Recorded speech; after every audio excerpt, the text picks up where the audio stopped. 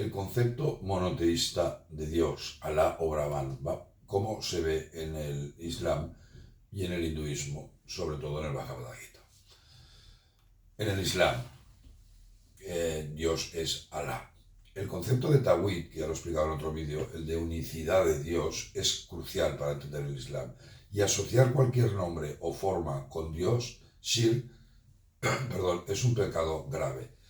El Islam enseña un monoteísmo absoluto. Dios Alá es único, eterno, trascendente, sin forma ni asociados. La Sura 112.1 nos dice, Él es Alá, el único.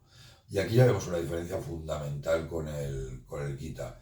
El Gita acepta tanto los caminos duales como los no duales, incluso acepta los diferentes nombres y formas de la realidad absoluta.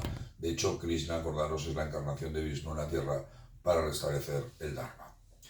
Cualquier forma de politeísmo, shirk, es el pecado más grave que puede cometer un ser humano. Y la Sura 4.48 nos dice, ciertamente, Alá no perdona que se le asocie con otros, pero perdona a los que está fuera de eso, a quien Él quiere. Yo he visto, hablando con musulmanes, a veces hablando sobre el hinduismo, que algunos creen que los hinduistas son politeístas.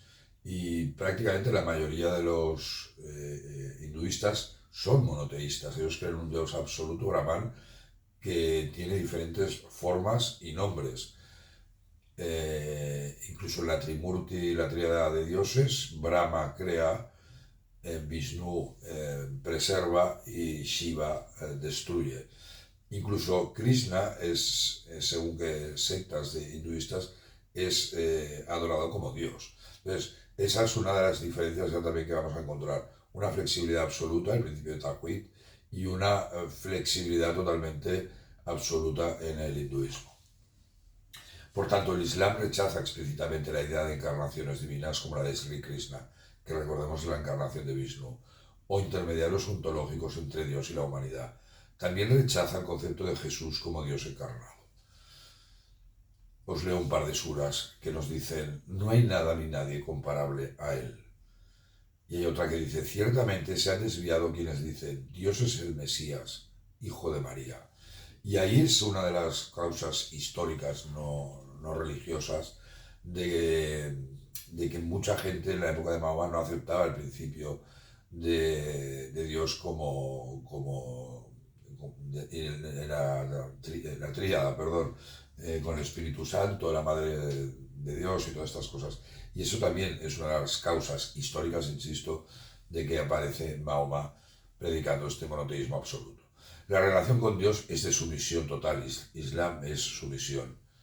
Los creyentes se conectan con Alá a través de la oración, la obediencia y la adoración directa, sin imágenes ni representaciones. Nunca veréis una imagen en una mezquita musulmana. La única imagen que podemos considerar es la Santa Kaaba, pero para ellos no lo es. Islam significa también sumisión a la voluntad de Alá y por extensión alcanzar la paz interior, al igual que el Gita, y exterior, al igual que el Gita, a través de esa sumisión a Dios. Y hay una suna que dice, no es propio de un creyente ni de una creyenta cuando Alá y su mensajero han decidido un asunto, tener opción en el mismo. Hay un verso que me viene a la mente del Gita en el capítulo 18 y al final, el último capítulo, que dice, abandona todos tus deberes y ven hacia mí. Sumisión no significa resignación ciega, sino confiar en Alá mientras se actúa con responsabilidad. Se espera que el musulmán luche contra la injusticia. Recalco, el concepto de justicia social es muy importante. Yo creo que es la religión que más lo ha desarrollado. Y quizás los sikhs también, pero bueno, los sikhs vienen en parte del Islam. Que el musulmán también debe buscar el bien común. También esto lo encontramos en varios versos del Gita. Por ejemplo, que dice que el yogi debe actuar con desapego trabajando por el bien de la humanidad. Y por tanto que mejore el mundo. Y todo esto es como parte de su misión a Alá. Alá es descrito con 99 nombres o atributos, como el misericordioso, el todopoderoso, que reflejan su naturaleza, pero en ningún caso limitan su trascendencia. En el más allá, según el Corán y los hadices auténticos, algunos musulmanes creen que los creyentes verán a Alá de una forma especial, pero no en forma física ni encarnada. Como hemos comentado, y vamos a ir un poquito rápido, el Gita tiene un concepto teísta, pero absolutamente flexible. Krishna es una encarnación divina, un avatar de Vishnu, y la realidad absoluta es Brahman, para Brahman o Satchitananda. El Gita reconoce tanto la figura de un dios personal, hay gente que asocia a Krishna como un dios personal, un Ishvara, y sobre todo en el camino del Bhakti Yoga, como una realidad suprema impersonal, Brahman, en el Jnana Yoga, el Satchitananda. Y se aceptan múltiples caminos, tanto dualistas como no dualistas, hacia Dios. El Gita enseña una teología flexible que combina el teísmo personal y el monismo. Krishna es esa encarnación que hemos dicho, pero también representa la realidad suprema, Brahman, que puede ser tanto personal como impersonal. En el capítulo 11, Krishna revela su forma cósmica, el Vishvarupa, mostrando que trasciende todas las formas y nombres y contiene al universo entero. Este verso es importante, Rita, os lo leo.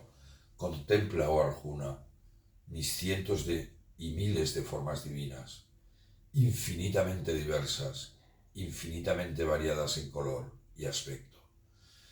Sin embargo, el Gita acepta múltiples deidades que no son más que diferentes nombres y formas de la realidad absoluta y también otros caminos espirituales, reflejando el pluralismo hinduista. Acordaros la frase de Ramakrishna que decía: tantos caminos, tantas religiones. La relación con Dios en el hinduismo puede ser devocional, bhakti, intelectual, jnana, de acción, karma, o meditativa, jnana yoga, según el temperamento del practicante. Y como os decía, hay un verso precioso de aceptación de otros caminos espirituales que dice: cualquier camino por el cual los hombres acudan a mí, yo me rindo a ellos. En todos los sentidos, oh Partha, el camino que siguen los hombres es el mío. Y para concluir esta pequeña comparación, el Gita, en concreto el Bhakti, acepta las encarnaciones o avatares. Recordad el verso de que cuando la bondad desfallece, cuando la maldad aumenta, él se encarna para proteger el Dharma. Muchas gracias, soy Pedro Ronell, experto y traductor del Bhagavad Gita. Estoy haciendo una serie de vídeos explicando diferentes religiones desde el punto de vista del Vedanta, porque creo que un yogi debe conocer las religiones y hacerlo desde el punto de vista tanto del Gita como del principio de armonía de las religiones entre Sri Ramakrishna Paramahansa. Muchísimas gracias. Om Namaste.